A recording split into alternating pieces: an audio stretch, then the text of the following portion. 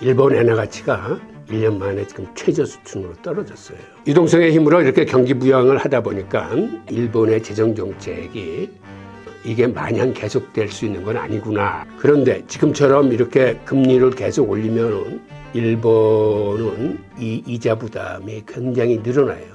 그런 불안감이 한마디로 엔화를 약세로 이끄는 가장 기초 요인이 되고 있는 거예요.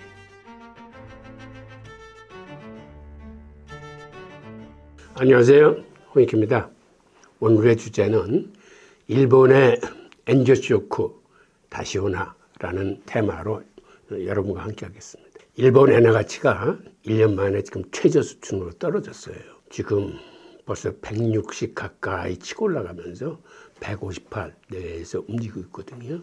이게 왜 그러냐면 다카이치 총리가 조기 총선거를 지금 검토하고 있습니다. 그래서 일단 의회를 해산시키고 다시 선거를 해서 세력을 확보하겠다라는 건데, 결국 이렇게 지지 세력을 확보하면 다카이치 총리가 내세우는 거는 한마디로 적극적인 재정 팽창 정책입니다. 즉 미국처럼 재정에서 부채를 많이 발행해서 엔화 표시 자산이 시중에 더 늘어나는 거죠. 한마디로 일본 은행이 통화 정책으로 돈을 불리는 것보다 일본 정부가 재정을 통해서 유동성을 공급하는 게 앞으로 이제 훨씬 더 커질 겁니다. 그렇게 될 경우에는 한마디로 그렇게 돈이 많이 늘어나면 환율은 치솟을 뿐이 없어요. 엔화 가치가 희석되는 거거든요. 이런 우려 때문에 지금 벌써부터 이렇게 환율이 움틀거리고 있는 겁니다. 자, 이 내용을 한번 자세히 보겠습니다. 지금 보시는 그래프가 엔달러 그래프인데 지금 158원 내외에 와 있습니다. 그래프를 보시면 알겠지만 지난 6개월간 빠른 속도로 지금 상승하고 있어요. 즉 이렇게 엔저 현상이 가속화되는 이유는 말씀드린 대로 다카이치 신임 총리의 어떤 정치적인 의사와 일본의 재정이 지금보다도 더 팽창 정책을 쓸 거다라는 것과 금융 부분이 맞물리면서 엔화 가치가 한마디로 평가절하되고 있는 겁니다. 환율이 치솟는다는 얘기는 엔화의 가치가 떨어지는 걸 의미해요. 이런 과정에서 우리가 앞으로 엔화가 얼마나 오를 것인지 혹은 이렇게 오르다가 얼마나 떨어질 것인지를 전망하려는 게 아니고, 이러한 엔저라는 환율 충격 속에서 우리가 어떻게 하면 살아남을 수 있는지, 생존할 수 있는지, 그런 걸 구조적인 측면에서 투자를 하는 그런 관점에서 한번 살펴보겠습니다. 우선 이런 엔저 현상이 계속되는 이유는 첫 번째는 일본 은행의 기준금리 인상 기조 속에 있기 때문에 그렇습니다. 지난 12월 달에 일본 은행이 기준금리를 0.25% 올려서 지금은 0.75%가 됐습니다. 마이너스 기준금리를 지난 몇십 년간 쓰던 일본으로서는 0.75%도 사상 최고치로 지금 금리를 올린 겁니다. 그리고 나서 이 일본은행 총재가 뭐라고 했냐면 앞으로 6월 달 정도에 금리 인상을 한 번 더 할지도 모르겠다라는 이러한 엄포를 놨어요. 한마디로 일본은 긴축으로 갈 거라는 암시를 한 건데, 사실은 행동은 최소화할 겁니다. 행동을 최소화하려고 하기 때문에 그런 걸 미리 사전에 터뜨리는 겁니다. 그리고 이런 통화정책뿐만 아니라 최근 다카이치 총리의 재정정책을 이렇게 발표를 했기 때문에 이 두 개가 서로 맞물린 겁니다. 통화 완화 정책과 재정 팽창 정책이.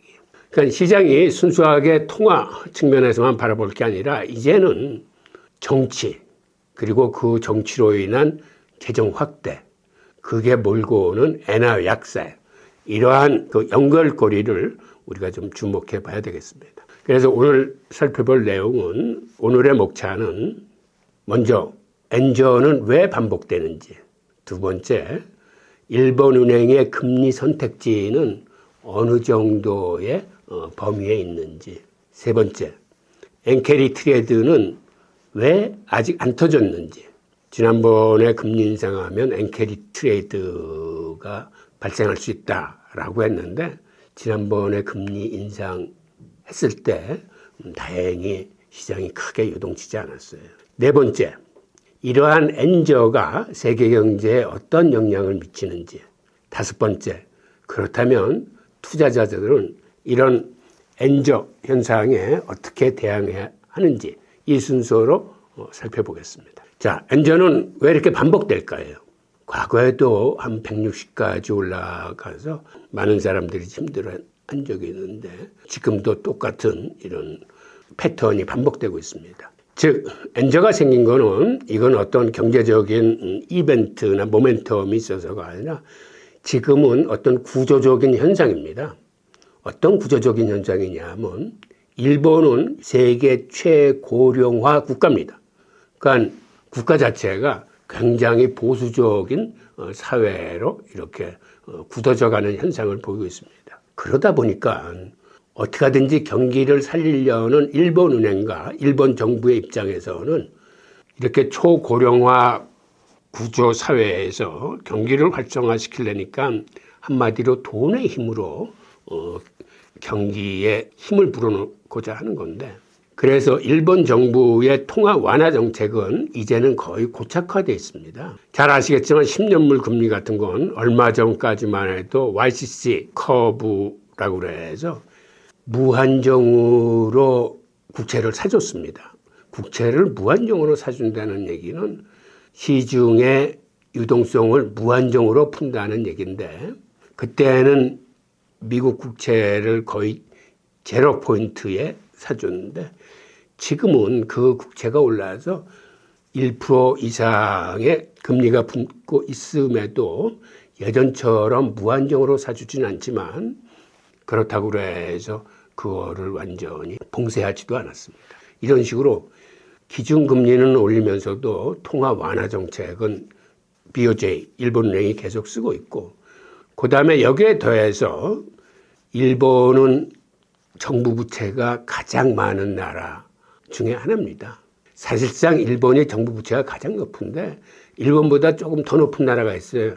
그게 베네수엘라입니다. 베네수엘라는 사실상 경제가 파산된 상태이기 때문에 그걸 논외로 친다면 지금 화면에 보시는 대로 일본 정부의 정부 부채는 이게 2021년 자료인데 이때 벌써 GDP의 263%가 돼서 세계 정부 부채 비중이 높다는 다른 나라에 비해서도 월등히 높은 걸 알 수 있습니다. 당시 이탈리아가 150%고 미국이 132%였는데 그보다도 훨씬 일본의 정부 부채가 많습니다. 즉 한마디로 만성적인 재정 적자를 무릅쓰고라도 사회의 경제를 부흥시키기 위한 그런 노력을 아주 처절히 하고 있는 나라라고 보시면 됩니다. 한마디로 돈에 의한 성장을 이끌고 있어서 이게 BOJ의 통화 완화 정책과 재무부의 정부 부채, 국채, 의존 성장을 하고 있습니다. 즉 유동성의 힘으로 이렇게 경기 부양을 하다 보니까 엔화 표시 자산인 일본 국채의 공급이 과잉 상태에 있습니다. 그러니까 일본이라는 나라는 지금과 같은 엔저를 경제수단의 하나로 선택한 게 아니라 피할 수 없는 그러한 결과 속에 만들어진 이건 구조적인 문제다라는 걸 얘기하는 거죠. 예를 들면 이런 겁니다.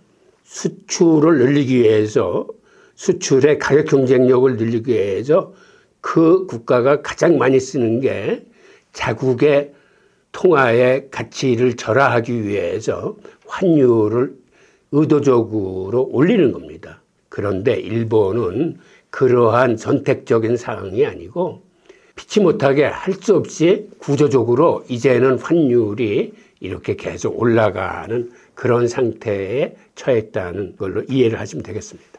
그런 연유로 인해서 일본의 재정이 지금 상당히 불안한데 그 불안한 이유는 한마디로 이렇게 국채를 많이 발행하게 되면 거기에 소요되는 연간 이자 지급액만 하더라도 굉장히 많이 늘어납니다. 지금 옆에 보는 그래프가 일본의 세출을 의미하는 건데 이게 아마 2023년 정도의 세출 현황인데 세출 전체는 112조 엔인데 그중에서 위에 보면 국채비라는데 27조 90억 원이 쓰였는데 이게 한마디로 국채 이자입니다. 전체 예산의 거의 4분의 1을 이렇게 이자로 지급하고 있습니다. 그런데 지금처럼 이렇게 금리를 계속 올리면 일본은 이 이자 부담이 굉장히 늘어나요.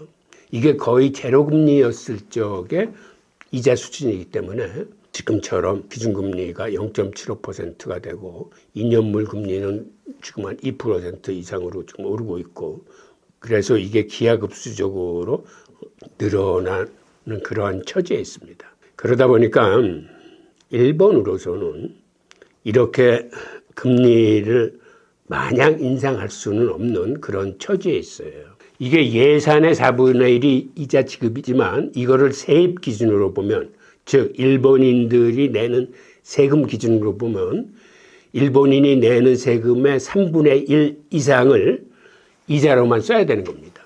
앞으로 금리를 더 올리게 되면 그만큼 이 부담은 더 커지는 거예요. 이런 요인으로 인해서 전문가들을 비롯해서 일본인들 스스로도 지금의 일본의 재정정책이 이게 마냥 계속될 수 있는 건 아니구나라는 불안감을 느끼는 겁니다. 그런 불안감이 한마디로 엔화를 약세로 이끄는 가장 기초 요인이 되고 있는 거예요. 한마디로 일본은 어떤 의미에서는 이자를 올릴 수도 그렇다고 안 올릴 수도 없는 이제 그런 처지에 놓여 있습니다. 그리고 또 하나 중요한 거는 달러가 엔저에 미치는 영향인데 최근 들어와서 달러가 슬그머니 강세로 반전하고 있습니다.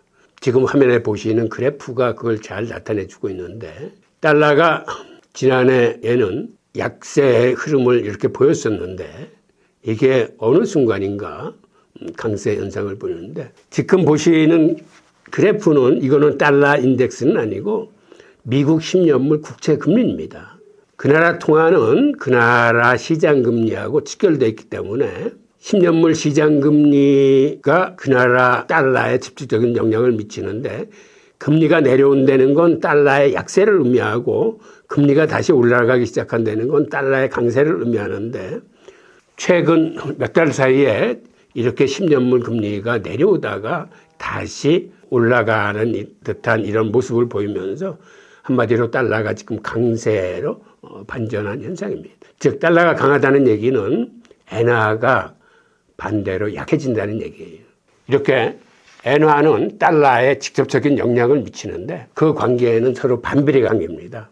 달러가 강해지면 엔화가 약해지는데 바로 지금이 그러한 시즌에 돌입한 것 같습니다. 그래서 우리가 그 나라 통화를 보려면 그 나라의 10년물 대표 시장 금리를 보면은 그 나라 통화가 지금 어느 쪽으로 가고 있는지를 가늠할 수 있는데 지금과 같은 미국의 고금리 기조 하에서는 달러가 강세로 가기 때문에 역으로 엔저가 더 치솟고 있다 이렇게 이해하시면 될 것 같고요. 그다음에 두 번째는 일본은행의 금리 선택지를 한번 보겠습니다.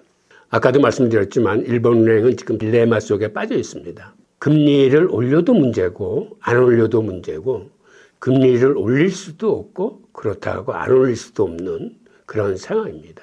가장 중요한 거는 인플레이션입니다.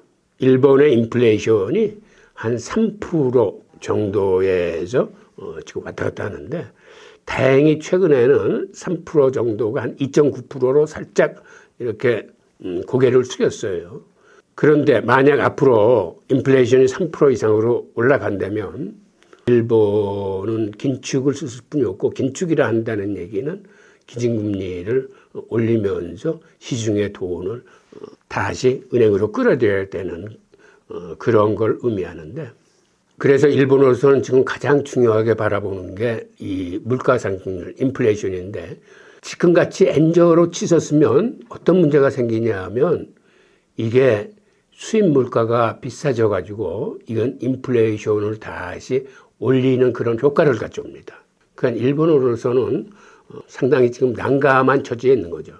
엔저가 진행되면은 수입하는데 그만큼 자국 통화를 더 많이 써야 되고 그건 수입 물가 상승으로 가져오기 때문에 그렇게 되면은 다시 기준금리를 올리고 긴축으로 가야 되는데 그렇게 기준금리를 올리면 이 국채 이자 지급 비용은 더 늘어나고 하는 이러한 그 악순환이 이제 계속될 수 있는 겁니다. 그러니까 지금 일본이 갖고 있는 문제는 바로 부채가 이렇게 많으면, 정부 부채가 GDP의 한 260%가 넘을 정도로 많으면 중앙은행이 쓸 수 있는 통화정책이 굉장히 한계에 봉착한다는 얘기입니다. 한마디로 인플레이션 잡기 위해서 긴축을 하기도, 그렇다고 긴축을 포기하고 있으면은 환율이 치솟는 이러한 문제 속에서 쓸 수 있는 수단이 굉장히 제한적이다.